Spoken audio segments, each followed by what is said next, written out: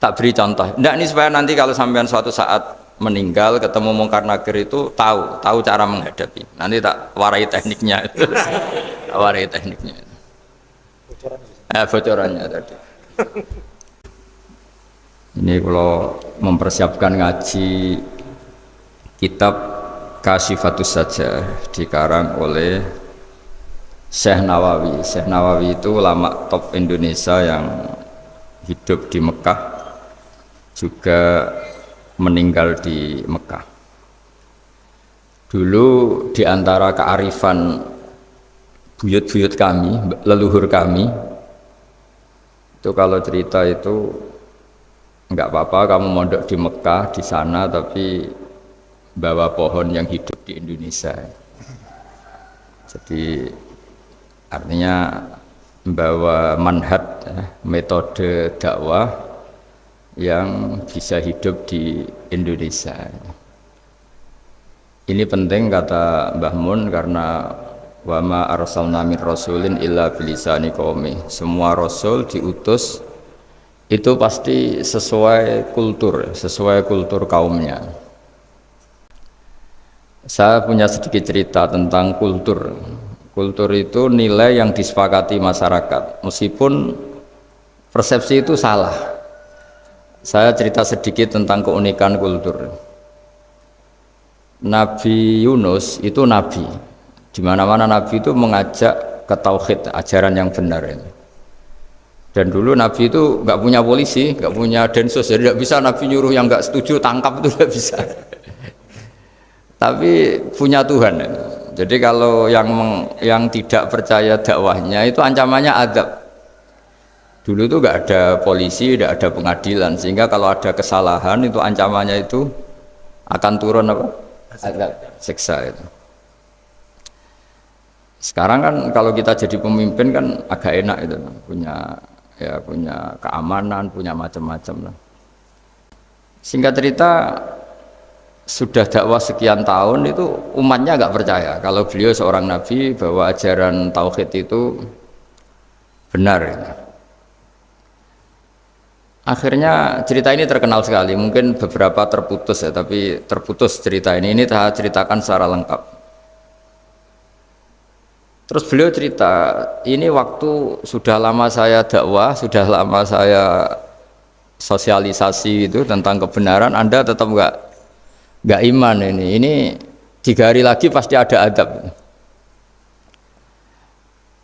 3 hari ada adab itu delalah masyarakatnya tuh kepikiran. Jangan-jangan iya itu. Nah ketika jangan-jangan iya itu diintip, rumahnya Nabi Yunus itu diintip, ya agak aneh itu. Diintip delalah orangnya nggak ada. Nggak ada itu kalau Quran bahasakan abaqo itu minggat itu pergi nggak pamit ya. Itu bahasanya abaqo itu minggat. Meskipun kita tidak mungkin membahasakan Nabi itu minggat, tapi dibahasakan tindakan kan tidak mungkin karena nggak pamit itu. Jadi harus dibahasakan minggat itu. Quran sendiri dibahasakan abaqo. Nah cara berpikir masyarakat gini, kalau kampung ini mau dibalik sama Allah, mau ada adab, logikanya yang tahu akan ada adab itu pasti sudah pergi. Padahal Nabi Yunus pergi ini bukan karena takut adab, mangkel. Nyai suwi gagal seminggat ya kan gitu. Jadi ada kiai minggat itu ya ada dalilnya, karena dulu itu kalau mangkel itu suami mangkel istri itu ya harus minggat, istri harus minggat. Dulu itu ya boleh, maksudnya boleh itu ya kalau darurat ya minggat sedikit lah, ada nggak apa-apa. Nah Nabi Yunus itu minggat tadi abaqo itu kalau dalam bahasa Arab pergi nggak pamit itu. Kalau orang Jawa bilang minggat. Kalau itu sebetulnya saking mangkelnya, saking emosinya, beliau akhirnya meninggalkan kaumnya tanpa pamit.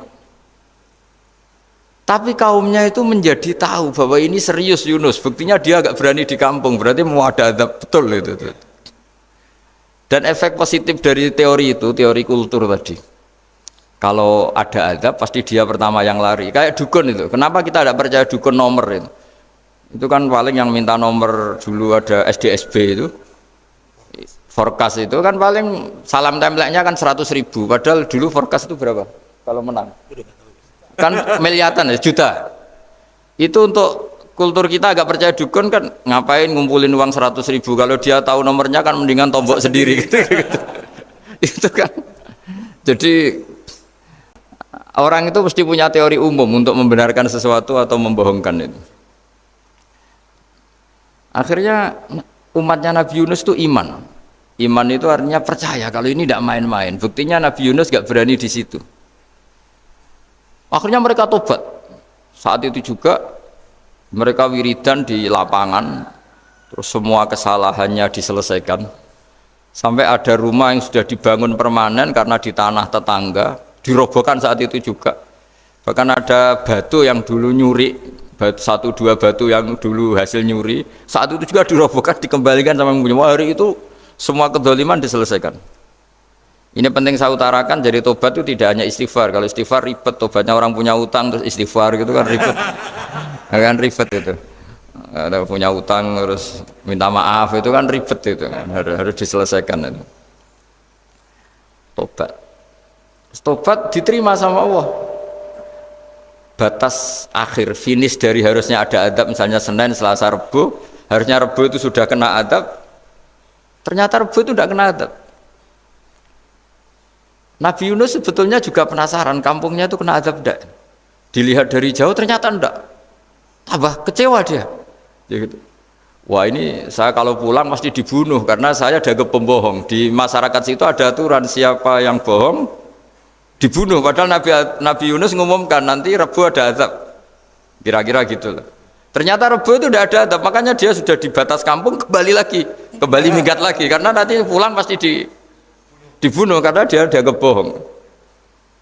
Ya akhirnya masyhur itu. Terus dia ikut nelayan sekenanya, yang penting lari dari kampung, ikut nelayan sekenanya. Zaman itu, ini saya ulang lagi zaman itu. Nanti ini efeknya nanti ke tauhid. Zaman itu para nelayan tuh kayak sepakat. Kalau ada kapal atau perahu kok mau tenggelam, itu pasti ada yang minggat. Artinya minggat itu pergi tidak terhormat itu. Terus fasahama fakana minal mudkhadin. Nah dulu itu orang sudah punya peradaban. Ini cerita kultur, sudah punya peradaban. Punya peradaban. Ya sekarang gini, kalau nyemplungkan salah satu kan tidak adil diundi. Ternyata yang keluar dia Nabi Yunus. Terus mereka tahu ini orang nggak pantas dikorbankan karena Nabi di mana-mana itu ganteng. Memang Allah itu punya sunat unik. Nabi itu harus paling ganteng di kampungnya. Nasabnya juga harus paling baik, kabar-kabarnya juga istrinya harus paling cantik. Itu memang aturannya gitu. Nggak tahu saya, dulu saya juga janggal kenapa Nabi aturannya harus gitu. Tak angen-angen di pemimpin elek izin itu maksudnya. Misalnya pemimpin dia pasak keriting itu kan piye gitu rasanya itu. Jadi Nabi itu pasti itu paling ganteng di kampungnya, terus dari nasab ya terbaik, terus rata-rata istrinya itu ya selain solihah itu ya paling cantik. Karena ya dibully kan, sawar tidak jadi Nabi, bojone elek kan ya ribet kalau misalnya ada yang bully gitu kan juga ribet. Singkat cerita terus dia akhirnya ditenggelamkan, dibuang karena beliau seorang nabi. Faltaqamahul khut, beliau ditelan ya. Iltiqam itu tidak digigit, ditelan ya. Karena ditelan beliau tidak ngalami dikunyah, ditelan. Iltiqam itu ditelan. Karena beliau seorang nabi, di dalam batnil khut itu di perut itu dia wiridan, dan barokahnya wiridan itu perut ikan ini menjadi masjid. Dia nyaman di situ, nyaman karena terus ngalami karomah lah. Andekan wali itu ngalamin karomah. Nah kesimpulan dari cerita ini itu apa? Masyarakat itu akan selalu dengan kulturnya sendiri. Para nabi juga punya kultur sendiri. Dan Allah yang ngelola itu semua. Saya ulang lagi, Allah yang ngelola itu semua. Makanya terus dua kultur ini kalau Allah menghendaki itu gampang sekali. Akhirnya yang terjadi apa? Nabi Yunus jadi kasih sanksi Allah karena pergi tidak pamit. Masyarakatnya justru enggak karena tobat. Dan tobatnya masyarakatnya ini karena kekeliruan Nabi Yunus. Keliru dengan makna bukan dosa. Andai kan Nabi Yunus saat itu kok di rumah ingin menyaksikan azab, itu masyarakat mesti gak percaya kan ada azab. Mau ada azab kok dia di rumah gitu. Jadi unik, Allah cara ngelola masyarakat itu unik.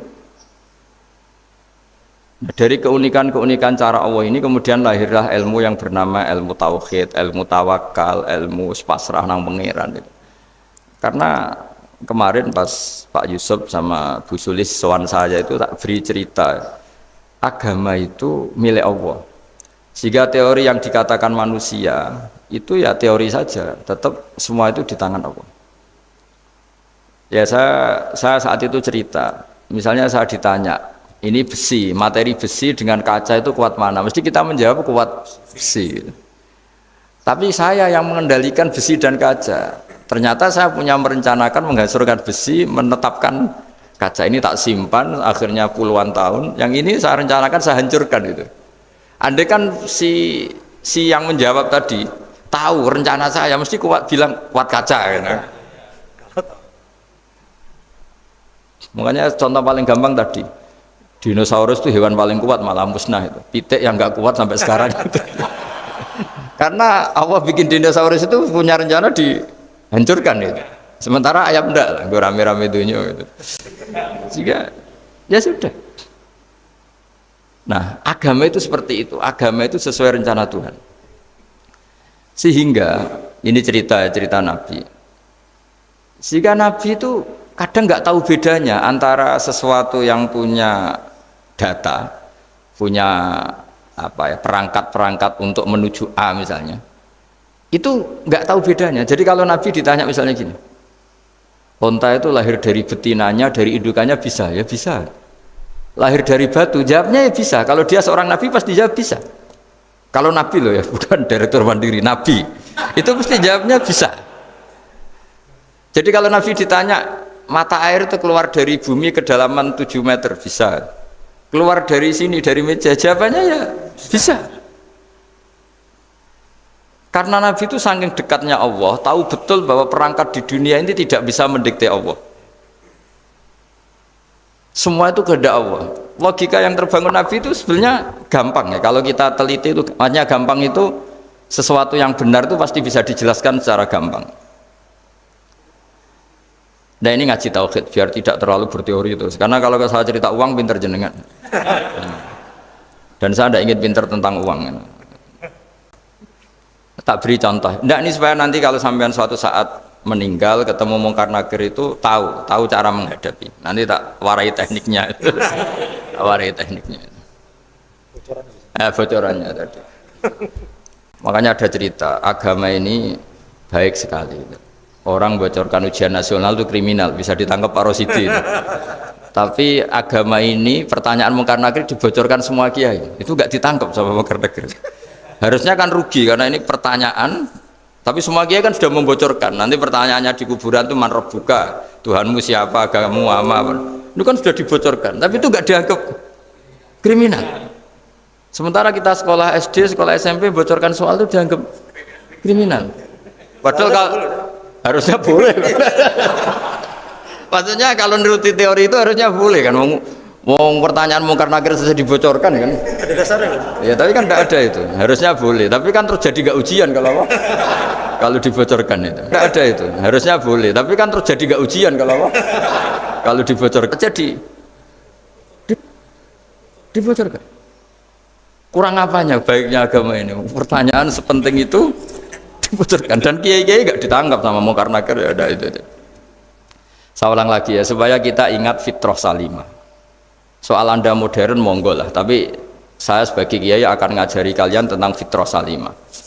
Jadi kalau kamu itu benar-benar beragama, ini misalnya kertas, ini lempengan baja. Kalau kamu beragama, ya terserah jenengan. Karena bisa saja, ya terserah jenengan. Karena bisa saja kertas ini arsip nasional, baja ini tak niatkan, tak luluhkan, tak hancurkan. Sehingga kalau kita ngomong ya secara materi harus ditambahi, secara materi kuat baja ya Allah, tapi secara substansi jenengan ya terserah jenengan, monggo. Nah, di sini yang mulai orang lupa itu karena selalu menjawab pasti kuat baja. Kata pasti ini yang akhirnya orang menghilangkan teori beragama. Berdasar logika. Nah akhirnya para nabi, para wali itu ditanya Saya punya kitab karangannya Abdul Hamid, orang alim. Kitab itu dulu saya ngaji lama sekali, sampai sekarang saya pelajarin. Manusia itu dijebak hukum adat, padahal adat itu ya tidak terlibat. Misalnya kalau ada telur jadi ayam normal gitu. Ya tadi indukan unta melahirkan unta normal itu, indukan sapi melahirkan sapi normal. Tapi kalau para nabi itu bilang ya agak normal. Nggak normal artinya tetap ada kekuatan Tuhan. Indukan unta tahu apa tentang unta? Dia punya kekuatan apa? Bisa melahirkan unta, bisa menciptakan unta di perutnya, bisa ada jantungnya, ada paru-parunya, ada ususnya. Dia bisa apa? Di situ ada tangan Tuhan itu. Karena para nabi cara berpikir gitu, melihat tembok ya sama. Tembok sama indukan unta itu sama-sama mungkin mengeluarkan unta. Sehingga ketika Nabi Soleh ditanya, bukti apa kekuasaan Tuhanmu? Apa bisa mengeluarkan unta dari batu besar ini? Jawabannya Nabi Soleh ya bisa, ya bisa. Dan mukjizatnya Nabi Soleh masyhur itu, keluarlah unta dari batu. Karena secara teori ya tadi, coba unta indukan itu apa seorang profesor, apa seorang ilmuwan sehingga bisa menciptakan anaknya itu. Apa dia terlibat dalam menciptakan jantungnya, paru-parunya, ususnya? Kan enggak juga. Telur bisa apa coba? Gobloknya bukan main telur itu kan. Tapi bisa mengeluarkan ayam, dia bisa apa? Nah, para nabi, para wali itu tahu semuanya itu kekuasaannya Allah. Nah, kalau karena kekuasaan Allah, bedanya apa dengan tembok? Makanya Nabi Muhammad ketika di padang pasir, semua sahabat bingung, nggak ada air, ya Nabi santai aja. Ini gimana Nabi gak ada air, nanti orang mati kehausan. Nabi ya santai aja. Kamu ingin air katanya. Iya. Nabi nunjuk apa itu ya sudah, terus ada air. Ada yang keluar dari jemarinya, ada. Karena Nabi itu gak tahu bedanya antara ini mungkin dan tidak mungkin, tuh gak tahunya itu ya semuanya itu Allah. Kalau kamu kan gak, wah daerah gini gak mungkin ada air. Ini kan padang pasir. Air itu biasanya di daerah hutan gini malah berteori macam-macam. Seakan-akan tidak ada Tuhan. Jadi kalau orang nggak bakat wali pasti berpikirnya gitu. Makanya nggak wali-wali itu memang nggak bakat, karena itu kan artinya menafikan kekuasaannya Allah kan. Seakan-akan Allah tidak mampu bikin air di situ. Tapi kalau Nabi santai aja. Makanya Nabi Ibrahim ketika mau dibakar yang santai aja. Menurut beliau api bisa apa? Jadi itu meskipun hukum adat itu ya selalu berjalan. Normalnya api yang membakar, di padang pasir normalnya ya nggak ada air, normalnya batu ya nggak mengeluarkan unta. Tapi kamu jangan terjebak oleh keseharian yang Anda lihat. Tetap di balik itu ada kekuasaannya Allah Subhanahu wa Ta'ala. Nah, ini yang namanya iman. Dengan iman seperti itu nanti ketika kita mati itu ya santai saja. Ketika kita hidup ya tidak tahu oksigen itu apa masuk ke tubuh kita, sistemnya kayak apa, jantung kita ada ikut bikin, paru-paru kita. Artinya zaman kita hidup pun sebenarnya kita tidak bisa ngelola kehidupan, itu tidak bisa. Nah kalau sama nggak bisa, nanti setelah mati juga tidak bisa. Ya sudah, ketika kita hidup yang ngelola juga Allah, ketika mati juga yang ngelola. Bedanya apa? Nah, ini di sini terus kita dilatih, inna sholati wa nusuki wa mahyaya wa mamati lillahi rabbil alamin. Tapi kenapa kita ragu terhadap kehidupan setelah kematian? Karena ketika kita hidup seakan-akan kita tahu cara hidup. Makanya Allah itu tersinggung betul ketika ada orang merasa bisa ngelola cara hidupnya. Makanya kata Allah, kalau gojlok orang-orang yang kepedean itu, kalau kamu top, jangan mati. Itu falaula in kuntum ghaira madinin tarji'unaha in kuntum shadiqin. Kalau kamu merasa top itu jangan mati. Di mana-mana mati itu tidak top. Falaula idza balaghatil khulqum wa antum khina idin tanzurun. Mbok ketika nyawa kamu sudah sampai kerongkongan, kamu tarik lagi supaya kamu tidak mati. Mati itu tidak top. Katanya kamu top kok mati. Jangan mati. Kalau top itu jangan mati, jangan miskin, jangan tua, jangan jadi jelek. Pokoknya top terus gitu. Itu digojlok sama Allah. Tapi orang itu lupa bahwa nah ketika sehat begini kita seakan-akan ngelola kehidupan. Nah gara-gara merasa ngelola seakan-akan kalau mati lalu saya gimana ya kalau mati? Di kuburan ngapain? Terus ngantornya gimana, kerjanya di mana? Ya udah usah begitu. Nah ini di sini pentingnya tauhid. Orang dilatih berpikir al khalqul awal. Afa'ayina bil khalqil awal. Kalau dalam bahasa Yasin disebut kul yuhyihal ladzi ansha'aha awwala marrah. Jadi agama itu orang dilatih membayangkan pertama hubungan kita dengan Allah. Misalnya manusia pertama itu siapa? Adam. Adam bisa berpikir, bisa berlogika, bisa jalan-jalan, bisa macam-macam. Tapi andaikan Anda jadi Nabi Adam, mesti melihat kekuasaannya Allah itu begitu nyata, karena saya materinya dari tanah, ternyata saya bisa berpikir. Betapa kudrohnya Allah, kekuasaan Allah, tanah yang benda mati bisa berpikir. Sekarang jadi saya. Sehingga ketemu, kira-kira Nabi Adam kalau ketemu tanah itu ya, kalau mau maksiat, wah ini tanah ini pasti komplain. Nah di sini pentingnya beragama. Sehingga ketika Rasulullah ngendikan, jika kamu memperbanyak sholat, maka tanah-tanah ini bersaksi terhadap sholat kamu. Jika kamu maksiat, juga tanah-tanah ini menjadi saksi pemberat. Itu kamu tidak jagal sama sekali, karena manusia pertama yang bernama Adam yang bisa berpikir itu materinya dari tanah. Jika kita tidak janggal ketika tanah disetatuskan bisa bersaksi. Tapi setelah kamu berpikir tanah itu bisa dicangkul, bisa dijadikan berhala, dijadikan kendi, dijadikan macam, seakan-akan tanah itu ya benda yang tidak penting. Tapi Nabi itu beda dengan kalian. Nabi tahu betul tanah ini makhluk Allah yang bisa berpikir. Sehingga Nabi yang ngendikan kalau kamu sholat sunat atau beribadah sebaiknya jangan di tempat yang sama, biar yang menyaksikan kamu sholat itu banyak. Kita mungkin kan masa bumi bisa bersaksi. Tapi andaikan Anda Nabi Adam itu tidak akan janggal seperti itu, karena dia tahu materinya dari tanah dan ternyata jadi mata yang bisa melihat, jadi telinga yang bisa mendengar. Makanya Allah selalu mengingatkan, ingatlah al-khalqil awal, afayina bil khalqil awal. Karena khalqil awal ini yang menjadikan apa? Fitrah beragama yang baik. Sehingga ketika orang Yahudi bilang nggak mungkin Nabi Isa itu nggak anak zina, wong ibu kok tanpa bapak, anak kok hanya ada ibu tanpa bapak. Allah cara menjawab, inna masalah Isa intawoy kamasali Adam. Jika kamu protes ada Isa karena tanpa bapak, ya protes dengan Nabi Adam, tanpa ibu tanpa bapak. Nah, ini diingatkan al-khalqil awal. Makanya Yasin bilang kul yuhyihal ladzi ansha'aha awwala marrah. Awwala marrah itu kamu harus berpikir ketika hubungan kamu sendiri dengan Allah zaman sebelum ada semua. Jadi misalnya alam raya ini, bumi sebesar ini, masa suatu saat terus hilang, hancur, nggak berbekas. Ingat saja, bumi ini mulai dulu ya nggak ada. Diadakan oleh kekuatan besar yang super ada, yaitu Allah Subhanahu wa Ta'ala. Nah di sini kenapa faham-faham ateis itu hilang di dunia. Meskipun ada itu karena saking mungkin kurang peradaban. Makanya guru-guru kita mulai zaman Nabi Adam sampai sekarang itu cara berpikir sederhana. Bumi ini kadung ada. Di mana-mana sesuatu yang ada pasti disebabkan yang lebih ada. Kan nggak mungkin bumi yang ada kemudian penciptanya itu udah ada.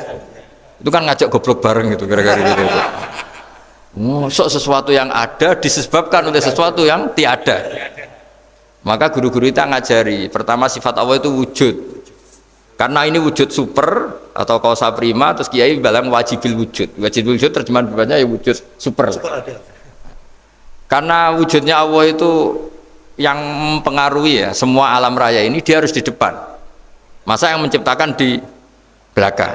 Makanya terus disifati qadim. Qadim itu harus lebih dulu atau awal. Makanya ketika Fir'aun ngaku Tuhan itu cara membatalkan Nabi Musa itu sederhana. Kalau kamu Tuhan berarti baba kamu nggak ada Tuhan karena Tuhannya terlambat datang. Itu langsung, oh iya ya, kalau ya kan berarti babanya dia tanpa Tuhan, kan Tuhannya baru kemarin, aktenya baru diurus, itu aktenya baru diurus itu Tuhannya ini.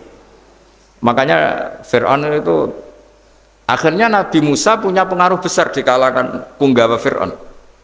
Karena ketika debat terbuka itu punggawannya dengar. Akhirnya mereka iman sama Nabi Musa. Ini disebut wa qala rajulun mu'minun min ali fir'auna yaktumu imana. Banyak yang diam-diam ini iman karena logika Fir'aun jadi Tuhan itu nggak masuk akal. Yang benar adalah Tuhannya Nabi Musa. Nah orang-orang ini itu ya dibilang nggak loyal ya, pokoknya dia iman. Dan dia juga yang ikut rapat. Besok Musa tangkap. Karena mereka sudah iman sama Musa, terus Sebelum eksekusi itu datang, ini datang ke Musa. Tadi malam saya ikut rapat, keputusannya Anda ditangkap mau dibunuh, jangan lari saja dulu kan. Jadi kan nggak bisa disebut pengkhianatan, kan ini orang baik. Jadi malamnya ikut rapat, besok Musa tangkap bunuh. Iya Nabi Musa paginya sebelum di itu, Musa saya tadi malam ikut rapat dan keputusannya Anda ditangkap dibunuh, kamu lari saja sekarang. Nah, kenapa iman? Karena logika yang dibangun Nabi Musa. Makanya ciri utama kebenaran itu bal naqdhifu bil haqqi 'alal batil fayadmaghuhu fa idza huwa zahid. Kebenaran sejati itu boleh diuji di mana saja. Dan Anda tidak usah khawatir kebenaran sejati itu kalah. Pasti menang. Kalau kebenaran itu kebenaran sejati pasti menang. Nah, di sini terus ada ulama-ulama kayak banyak lah, termasuk di Indonesia kayak Pak Quraisy Shihab, yang nyaman saja anak-anaknya di luar negeri karena merasa kebenaran sejati itu tidak akan kalah. Sehingga ketika ada negara yang begitu maju, saya pernah ditanya sama orang yang kuliah di Inggris, di Swiss, Gus, saya ini kan orang Indonesia tapi pengagum negara Swiss, Swedia, negara di sana itu makmur, terus tertib. Bagaimana saya tetap mencintai Islam yang secara lahir itu kadang-kadang beberapa negara Islam itu kacau. Ada seorang mahasiswa tanya gitu. Dia tanya cara ingat Allah. Ya membela Islam kira-kira gitu. Terus tak kasih tahu dia. Ketika Anda muji negara-negara itu makmur, sejahtera, itu sebetulnya tetap utang jasa terbesar itu sama Tuhan. Pejabat bisa apa ketika Allah misalnya nggak bikin air? Negara bisa apa misalnya ketika Allah itu nggak bikin oksigen? Tetap semua ketertiban itu karena kehendak Allah. Berarti utang jasa kamu di negara manapun tetap sama Allah, bukan pada yang lain. Bahwa ada hukum sosial manusia, oke lah, kedua, ketiga, dia harus terima kasih. Hanya dia sadar. Nah, masalahnya kita ketika di negara yang makmur gitu, pikiran kita, oh, presidennya hebat, menterinya hebat, tata sosialnya hebat. Oke, nggak apa-apa, muji manusia itu nggak apa-apa. Tapi tetap itu semua di bawah muji Allah Subhanahu wa Ta'ala. Ada air begini ciptaan Allah, ada oksigen sehat ciptaannya Allah, sehingga muji pertama itu kepada apa artinya kehebatan manusia ketika ada gempa besar, ada likuifaksi, ada macam-macam. Nah maksud saya ngaji di sini ingat Allah itu dengan cara seperti itu, sehingga ketika kita hidup di negara manapun ya utang jasa pertama pikiran kita sama Allah Subhanahu wa Ta'ala. Tapi kalau enggak, kamu terjebak hukum adat tadi, di mana-mana ayam itu yang mengeluarkan telur, telur mengeluarkan ayam, nggak bisa bantu batu ini mengeluarkan ayam, keliru kamu. Ketika ayam mengeluarkan telur, memangnya ayam itu bisa? Apa dia berpikir sekolah dulu gimana ya cara punya telur? Kan tidak juga, tidak bergerak juga. Apa ketika mata kamu bisa melihat terus kamu merencanakan gimana ya mata supaya bisa melihat? Ya tahu-tahu sudah melihat. Nah, di sini disebut afa'ayina bil khalqil awal ansa'aha awalan marrah wa huwa alladhi yabda'ul khalqa tsumma yu'iduhu wa huwa ahwanu alaih. Allah selalu mengingatkan, nah iman yang baik itu iman yang seperti saya utarakan tadi. Kamu ingat kekuasaan Allah ketika belum ada apa-apa. Belum ada apa-apa ya Allah bikin manusia itu dari tanah, bikin ayam ya dari tanah, bikin sapi ya dari tanah, bahkan semuanya dari ketiadaan. Nah dengan iman seperti itu, nanti kalau kamu ngaji hadis, Nabi bisa mengeluarkan air dari apa? Dari jemarinya. Terus Nabi Ibrahim dibakar gak apa-apa. Nabi Soleh bisa mengeluarkan unta dari batu besar. Nabi Musa bisa menyibak laut hanya dengan tongkatnya. Itu semuanya kamu tidak jangka. Karena tadi ingat bahwa kekuasaan Allah itu tidak terbatas. Itu cara iman yang benar. Sehingga nanti ketika kita mati juga gitu. Ketika kita hidup ya tidak bisa ngatur jantung kita, paru-paru kita, pasti sama lah. Setelah kita mati juga gak bisa ngatur, yang hanya ngatur Allah Subhanahu wa Ta'ala. Hidup kita dalam kendali Allah, mati kita dalam kendali Allah. Ya sudah, terus kita mati ya nyaman saja. Saking nyamannya itu orang-orang soleh kalau mati itu jarang berdoa. Bukan karena apa-apa, kalau berdoa itu resikonya kan gini, mustajab ndak ya, dikabulkan ndak itu. Itu menjadikan setan punya peluang masuk, diganggu. Makanya ajarannya Nabi, mangkana akhiru kalamihi la ilaha illallah wa fi riwayatin Allah dakhalal jannah. Jadi kalau mau mati bersaksi saja, sudah ini enggak saatnya berdoa, saatnya bersaksi. Makanya hanya disuruh bilang Allah, Allah, Allah. Dan supaya ini menjadi akhir kalimat. Sehingga nanti keren lah. Ketika ketemu Allah, apa akhir kalimah kamu yang kamu lafadzkan? Allah, Allah. Jika di kitab-kitab diterangkan, ketika orang tua kamu mau mati sudah bilang Allah, jangan tanya catatan hutang di mana ya, tabungannya di mana ya. Terakhir jawab mandiri terus mati lah. Gak boleh ditanya lagi. Sekali ditanya nanti akhir kalimatnya mandiri. Nah, itu nggak boleh. Jadi sekali sudah bilang Allah jangan ditanya lagi. Pak tabungannya di bank mana, nggak boleh. Bahayanya sekali jawab mandiri terus mati berarti akhir kalimatnya itu ya mandiri. Makanya harus akhir. Jangan nanti statusnya itu mangkana akhiru kalami, memang akhir dari yang dikatakan itu kata Allah. Nah sebetulnya teks hadis itu la ilaha illallah. Ini pinternya Kiai Jawa. Lagi-lagi kembali ke kultur. Kiai Jawa itu kiai yang bisa modifikasi kultur. Sebetulnya kalimat hadis itu yang masyhur, itu yang populer itu la ilaha illallah. Tapi Kiai Jawa itu, dan itu ngikuti kitab-kitab Arab juga, kitab-kitab. La ilaha illallah itu resikonya tinggi karena di situ kan tiada Tuhan yang berhak disembah kecuali Allah. Ada kata la ilaha ini. Nah takutnya pas la ilaha sudah mati. Nah karena itu ada resiko la ilaha gak khatam, berarti tiada Tuhan. Nah, sehingga karena ini dianggap riskan, ya terus Kiai Jawa ngajari sudah lah, gak usah kepanjangan ya sudah Allah, Allah. Jadi itu sudah agak-agak rekayasa lah, agak-agak istihad gitu. Maksudnya istihad itu sebenarnya teks panduannya itu la ilaha illallah. Teks panduannya. Tapi kiai-kiai itu tentu yang paling tahu tentang kehendak Nabi karena nekuni ilmu itu lama sekali. Kita ngikuti cara-cara ditentukan para kiai. Karena tadi la ilaha illallah itu kan ada kalimat yang tadi ya tiada Tuhan kan. Nah kata tiada Tuhan ini yang dianggap riskan kalau nggak khatam. Daripada potensi itu terus kiai-kiai ya agak-agak improvisasi lah, itu memang ya sudahlah Allah Allah Allah. Nah supaya itu menjadi akhir kalimah, ya saya ulang lagi menjadi apa? Akhir kalimah. Setelah itu kata kitab-kitab jangan tanya hal lain. Ya sekali ditanya nanti dia akan ngelafatkan hal lain itu. Ya tadi misalnya tabungannya di mana? Gitu. Bisa jawab sini. Nah, yang ribet kalau wong kuno itu neng laci, neng sorogan. Berarti kalimat terakhirnya ya laci sorogan itu. Nah, sehingga terus itu pinternya guru-guru kita. Jadi saya ulang lagi ini yang terakhir saya pesen, latihlah iman seperti imannya para ulama, para aulia, syukur-syukur yang dekati imannya para nabi. Itu cara berpikir tuh al khalqul awal. Afa'ayina bil khalqil awal. Qul yuhyihal ladzi ansaha. Yang terakhir saya pernah ditanya, ya agak gojekan, agak guyon, tapi saya ditanya.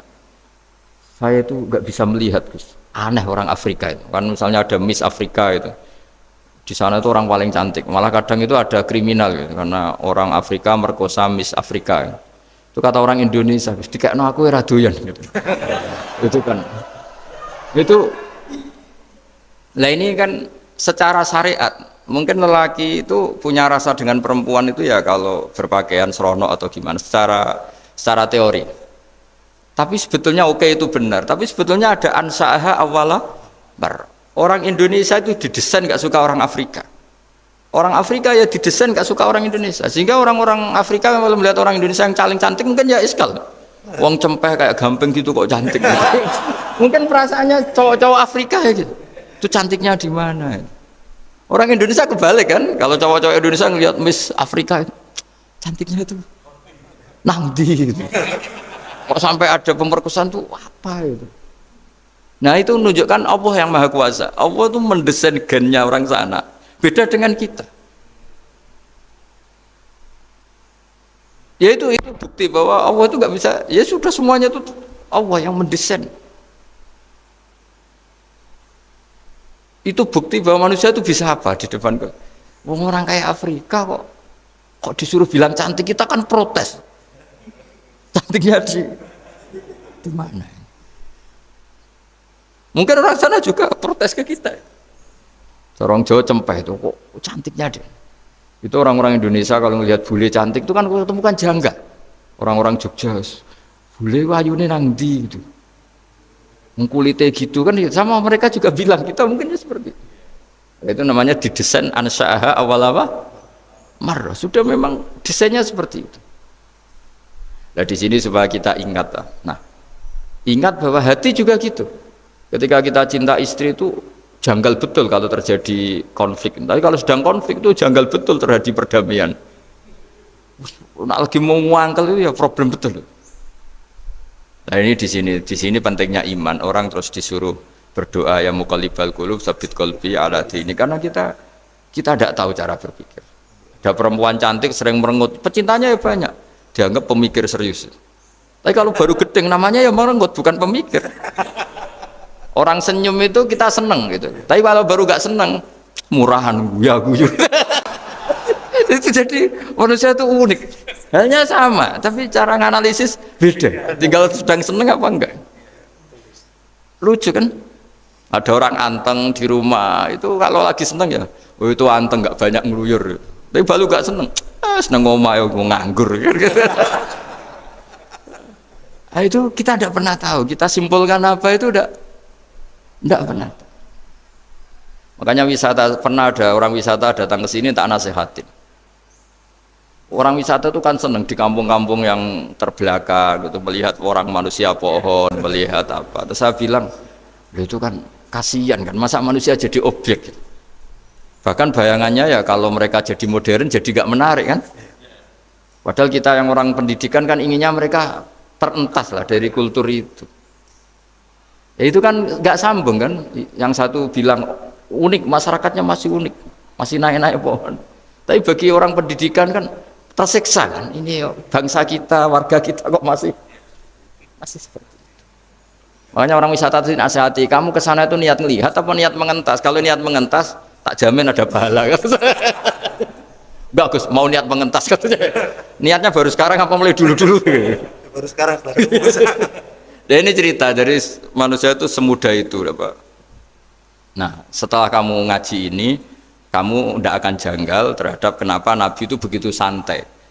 Ketika tadi makanan misalnya satu wadah itu cukup untuk orang 300. Sampai Jabir yang undang Nabi kan hanya kambing kecil. Cukup orang 6, ternyata Nabi ngajak orang 300 lebih. Tapi Nabi bilang ya sudah semuanya makan cukup. Kata-kata Nabi kan, zaman dulu belum ada beras, belum ada Allah itu bisa kok ngenyangkan malaikat tanpa makan gitu. Susahnya apa ngenyangkan manusianya dengan nasi sedikit itu ya Nabi ya santai aja, semuanya kenyang santai. Ya ini itu iman-iman yang sudah benar-benar awal amarah, sudah Allah tidak harus terdikte oleh nasi. Kalau nasi sedikit harus cukup orang sedikit, kalau banyak harus orang banyak. Allah tidak perlu kena aturan itu semua, tidak perlu. Misalnya ini Tuhan kata kok kamu atur itu gimana, tidak bisa. Ya Pak, karena hanya ngaji ini insya Allah Anda setelah baca mukjizat keramat itu tidak isi. Ya saya kira demikian. Assalamualaikum warahmatullahi wabarakatuh.